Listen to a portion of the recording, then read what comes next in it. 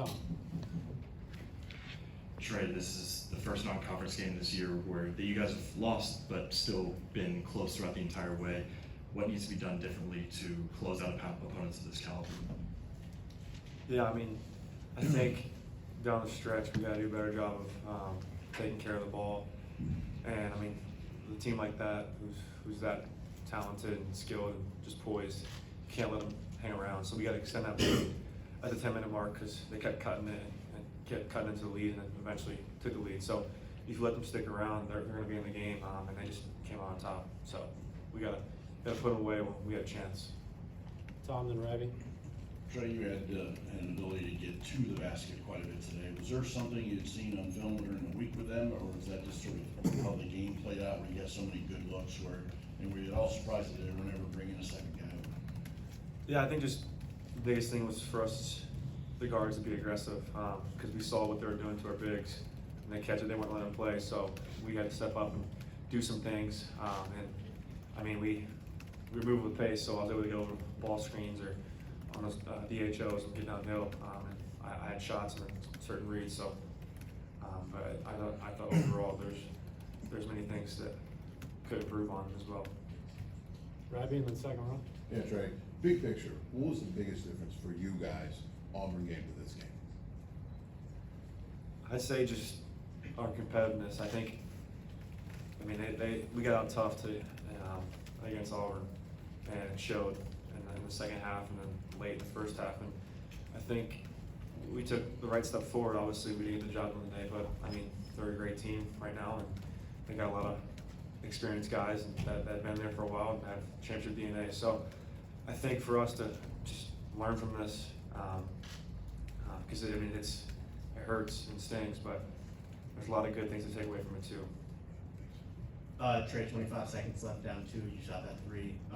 What was your thought process in that moment, and looking back, would you shoot it again? Of course, I mean, I thought it was good, but I mean, not all shots fall. But next opportunity I get, I'm gonna shoot it again and make sure I make it. So I gotta keep trusting my work because I work hard for this, and I know I'm gonna be able to make shots. And so next one I get, I'm gonna make sure I knock it down. Yeah, Trey, Winston mentioned that after Auburn, he was kind of unsure how you all would respond after that. What do you feel like you guys, I guess you learned about your team in the past week?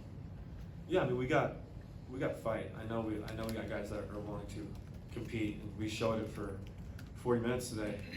I think the biggest thing for us is to those kind of games when you're down the stretch, you've got to be the more poised team and make winning plays down the stretch, and they did that, and they were able to make winning plays, and they came out on top. So I think just continuing to get better and learn from each other, because we're starting 2 freshmen right now, so we're still kind of getting them to come along. And I think they're doing a great job, but we're only going to get better from here on out. So I'm proud of my team.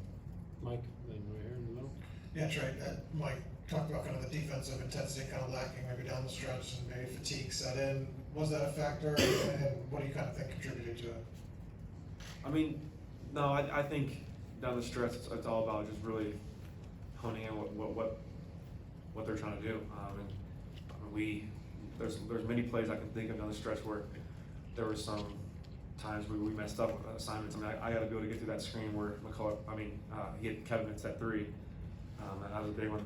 Put him up 3, and then obviously the low post catches for Hunter. I mean, you can't guard that. He's going to score that. So I think there's a lot of things where we got to clean up down the stretch because those are the guys we're going to.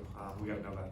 Are you a guy that thinks about that like the night of, like those plays that you have those down in your head already? Like, is that something you'll think about here in the next couple hours? I mean, is it tough to kind of turn the page when it's so close? I mean, it is. We're going to watch the film and learn from it. But I mean, the great thing is we have another opportunity Tuesday to bounce back. So we got to learn from this. Like I said, it stings, but we got to learn from it and then bounce back and learn next game Tuesday. Right here, and then we'll finish with Rick.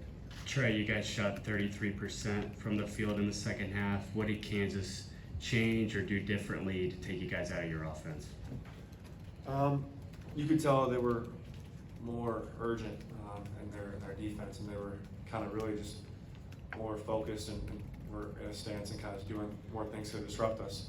Maybe trapping the handoffs and doing certain things to kind of take us out of our rhythm. But I think we just gotta find ways to keep flowing in the second half, and keep playing our game. We can't let them affect what we do. They change up certain stuff. So I think for us, just to really lock in our game plan and stick with it. Last question, Rick. Yeah, Kalel played 39 minutes, you played 38, Gabe 37. How much was fatigue a factor for the last 5 minutes? I mean, you could say that, but I mean, we can't really focus on that because I mean, their starting five is playing a lot of minutes as well. They have a lot of guys playing down the stretch with foul trouble, but they start playing and they play a lot of minutes. So I think just having our bench be ready when their name's called is going to be huge for us too, because it's not going to always be my night or someone else's night. It's going to be someone else to step up too. So we're going to have guys that are going to step up at big time moments. Thanks, Trey.